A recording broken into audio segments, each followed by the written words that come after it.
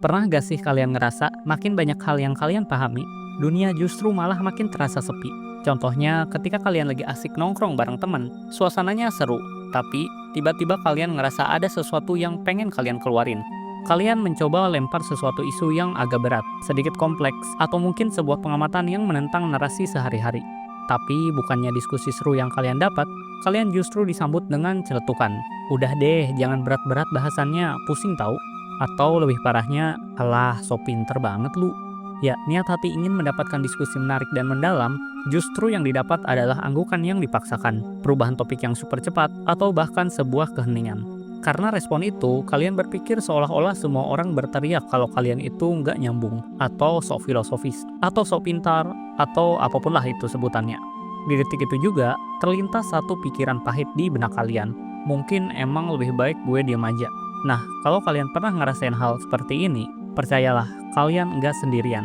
Banyak orang yang merasakan hal yang sama, dan ini bukan cuma soal perasaan kalian yang sensitif.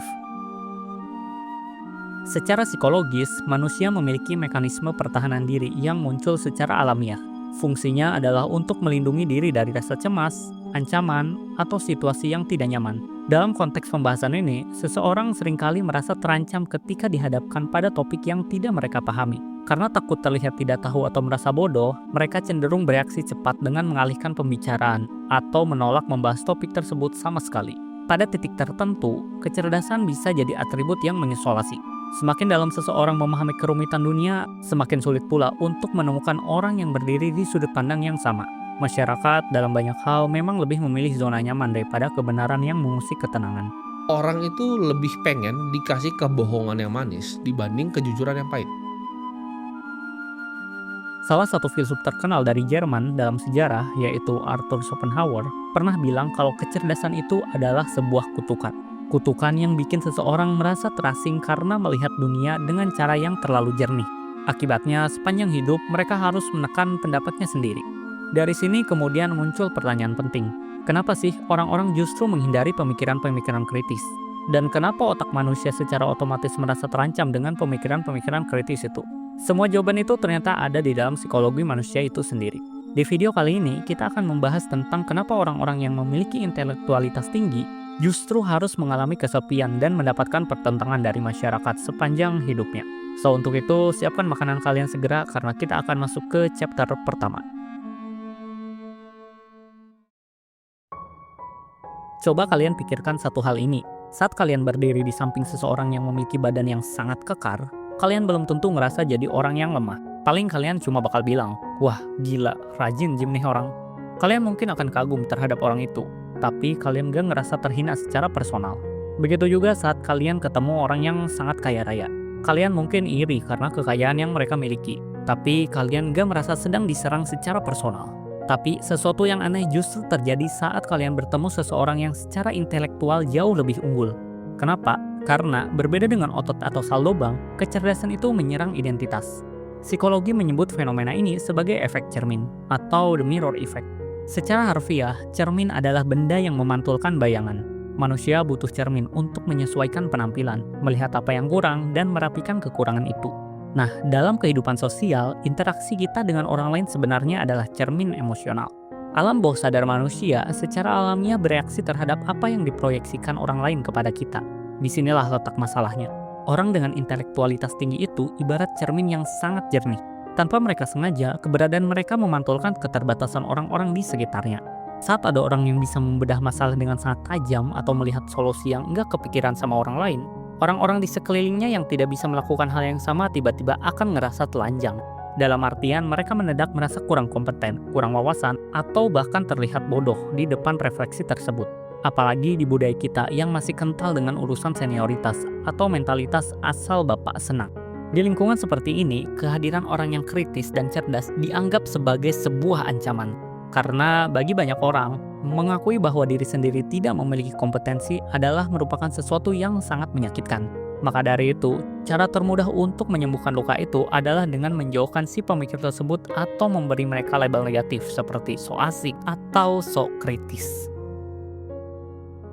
Berbeda dengan kekuatan fisik atau kekayaan yang sifatnya eksternal, kecerdasan itu sifatnya internal dan sangat erat kaitannya dengan value dari diri kita sendiri.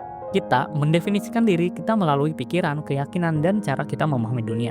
Oleh karenanya, di sepanjang sejarah, kita menyaksikan banyak pemikir besar yang memilih untuk hidup dalam kesendirian. Karena mereka sadar bahwa wawasan mereka nggak cuma menentang sebuah gagasan, tapi menentang ego manusia. Kita banyak menemukan tokoh-tokoh besar yang memilih untuk menjalani hidupnya dalam kesendirian. Seperti Nietzsche yang memiliki kehidupan yang penuh dengan kesendirian. Bahkan di periode akhir hidupnya, Nietzsche menghabiskan hampir sepenuh waktunya dalam isolasi. Kemudian ada lagi Isaac Newton yang memiliki kehidupan sosial yang sangat tertutup. Dia sangatlah terasing, dia tidak pernah menikah, bahkan tak pernah punya pacar. Dalam hidupnya bahkan ia hanya punya satu teman sejati, yaitu John Wilkins, teman kuliahnya. Selain dua tokoh di atas, masih banyak tokoh lainnya yang memilih menghabiskan waktunya dalam kesendirian. Sebut saja René Descartes, sampai Arthur Schopenhauer yang memilih hidup dalam kesendirian.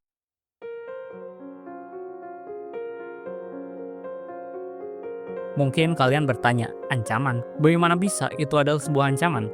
Menurut teori psikoanalitik, saat otak kita menghadapi sebuah tekanan, alam bawah sadar kita otomatis akan memantau situasi itu. Alam bawah sadar seakan bilang, apa ini bakal ngerugin gua atau enggak ya? Kalau alam bawah sadar merasa situasi ini bakal bikin kita kelihatan nggak tahu apa-apa, alias kelihatan bodoh, maka otak seakan bakal langsung narik tuas darurat. Mereka akan segera menyembunyikan kelemahan itu dengan cara mematikan pembicaraan atau mengalihkan topik pembahasan. Alih-alih bertanya jika tidak mengetahui atau mengakui bahwa tidak mengetahui hal tersebut, orang-orang seperti ini akan selalu memilih menghindar agar image-nya tidak jatuh di hadapan orang lain. Sialnya, mentalitas seperti ini didukung oleh sistem pendidikan kita yang memang tidak menghargai sebuah pertanyaan atau sikap berpikir kritis. Coba diingat-ingat lagi sejak kita sekolah. Penekanan metode pembelajaran selalu pada hafalan, bukan pada berpikir kritis. Kita diajari buat menerima kebenaran yang sudah ada, bukan buat mengeksplorasinya. Akhirnya muncul sebuah budaya di mana siswa yang terlalu banyak bertanya bakal dicap caper atau sok pinter. Selain di dunia sekolah, di dunia kerja pun sama. Karyawan yang punya ide brilian seringkali akan dipandang sebagai sebuah ancaman buat stabilitas kantor. Arthur Schopenhauer pernah mencatat hal ini. Menurutnya, umat manusia itu sudah terlalu terjerembab dalam sistem kenyamanan kolektif. Pemikiran kritis dan independen seringkali dianggap sebagai sebuah ancaman. Schopenhauer pernah bilang bahwa orang seringkali lebih menginginkan kenyamanan daripada kebenaran, karena kebenaran itu jarang sekali terasa nyaman. Inilah alasan kenapa banyak pemikir besar pada masa lalu dianggap sebagai sebuah ancaman bagi masyarakat. Contohnya Socrates yang dihukum meminum racun karena menentang nilai-nilai Athena. Kemudian ada juga Nietzsche yang sering dicap sebagai orang gila karena kritiknya yang tanpa ampun terhadap sistem moral. Atau Galileo Galilei yang dianiaya karena membuat teori yang bertentangan dengan gereja, di mana saat itu gereja mempercayai bahwa bumilah pusat tata surya. Dan sekarang kita tahu, teori heliosentris yang menyatakan bahwa matahari sebagai pusat tata surya yang dipercayai oleh Galileo lah yang kebenarannya terbukti. Pengabaian seperti ini sayangnya tidak hanya terjadi dalam sejarah. Dalam kehidupan sehari-hari seperti sekarang, kita masih sering mengalami dan menjumpainya. Dalam pandangan banyak orang, orang yang berpikir terlalu banyak dalam tanda kutip itu dianggap merepotkan. Karena orang-orang seperti ini tidak mau menerima sesuatu begitu saja. Mereka menyelidiki dan mereka mencari akar masalahnya. Sangat terbalik dengan sistem yang sudah mengakar di masyarakat yang seringkali dibangun di atas kepatuhan tanpa pertanyaan. Dan disinilah muncul paradoks. Di satu sisi, masyarakat butuh para pemikir, inovator, dan para pengkritik untuk terus bisa maju. Semua orang mau menikmati buah dari kecerdasan, seperti teknologi, penemuan medis, atau hal berguna lainnya. Tapi di saat yang sama, manusia nggak nyaman dengan orang-orang yang mengganggu arus zona nyaman. Akhirnya mereka yang melihat lebih banyak, mereka yang berpikir lebih dalam dari rata-rata, seringkali mendapati diri mereka dalam minoritas. Kelompok minoritas yang mungkin merasa kesepian. Tapi sebenarnya merekalah sosok-sosok yang vital bagi kelangsungan peradaban.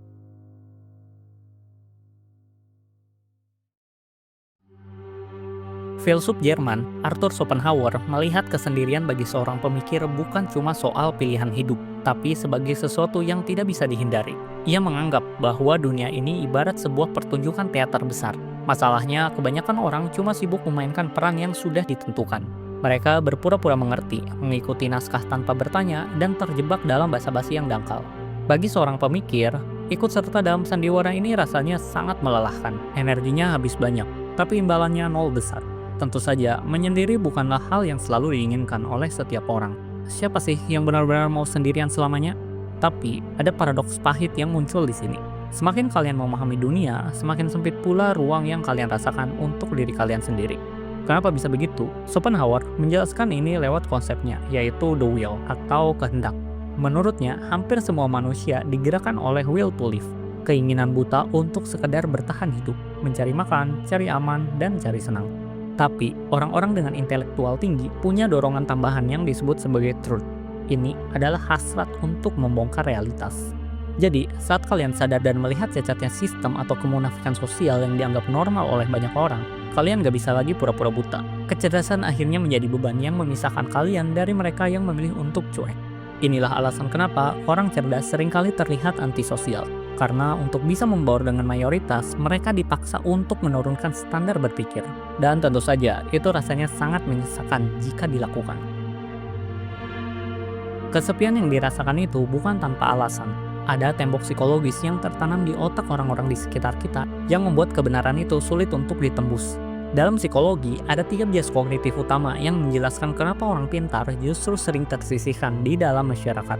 Pertama adalah efek Dunning-Kruger, di mana orang yang kemampuannya rendah justru ngerasa paling pintar dan ngerasa paling berhak untuk berbicara. Sementara itu, orang-orang yang beneran paham dan berkompeten di bidangnya malah sering ragu karena mereka tahu betapa kompleksnya bidang itu.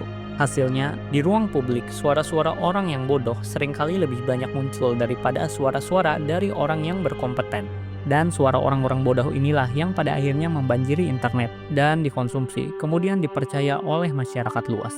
Yang kedua ada bias status quo. Ini adalah fenomena di mana kecenderungan seseorang untuk tetap pada kondisi saat ini dan menolak melakukan perubahan meski perubahan tersebut bisa memberikan hasil yang lebih baik. Dalam bahasa sederhananya, bias ini menjadikan seseorang malas berubah. Bias ini bisa terjadi karena otak ingin menghindari rasa tidak nyaman yang muncul saat harus mengambil keputusan baru. Karena manusia pada dasarnya lebih menyukai zona nyaman. Dan ketika ada perspektif baru, otak akan melihat itu sebagai sebuah ancaman buat zona nyaman mereka. Dan ketiga, ada yang namanya backfire effect. Ini adalah fenomena di mana seseorang justru makin kuat memegang keyakinannya, meskipun sudah dihadapkan pada bukti nyata yang membuktikan bahwa mereka itu salah.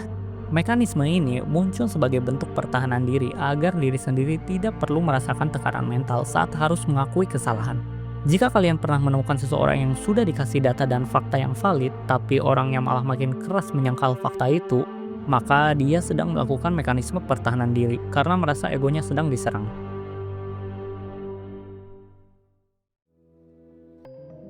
Pada akhirnya kita mungkin harus mengakui bahwasanya masyarakat memang tidak dirancang untuk menyukai para pemikir. Dunia yang kita huni ini dibangun di atas fondasi stabilitas dan kenyamanan. Kebanyakan orang lebih memilih tidur nyenyak dalam ilusi daripada harus bangun dan menghadapi kenyataan yang rumit. Itulah sebabnya orang-orang kritis yang hadir dengan pertanyaan-pertanyaan tajam atau perspektif yang berbeda akan dianggap sebagai pengganggu kenyamanan. Mereka seakan alarm yang berbunyi di tengah orang yang sedang asyik bermimpi. Tapi ada beberapa hal yang perlu kalian tanamkan di kepala kalian sebelum menutup diskusi ini. Bahwasanya pertama, menjadi berbeda di tengah orang awam memang melelahkan, tapi itu jauh lebih terhormat daripada memaksakan diri masuk ke dalam kerumunan manusia dengan cara mengkhianati isi kepala sendiri. Lebih baik merasa sepi dalam kebenaran daripada merasa ramai dalam kepalsuan.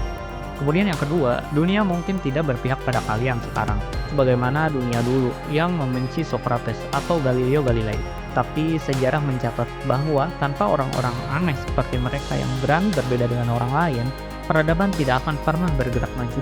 Stabilitas memang menjaga dunia tetap berputar, tapi para pemikirlah yang memastikan dunia berputar ke arah yang lebih baik. Dan yang terakhir, berhenti mencari validasi di tempat yang salah. Menyampaikan pemikiran mendalam kepada orang yang enggan berpikir itu ibarat mencoba menjelaskan warna kepada orang yang buta sejak lahir. Artinya itu sia-sia.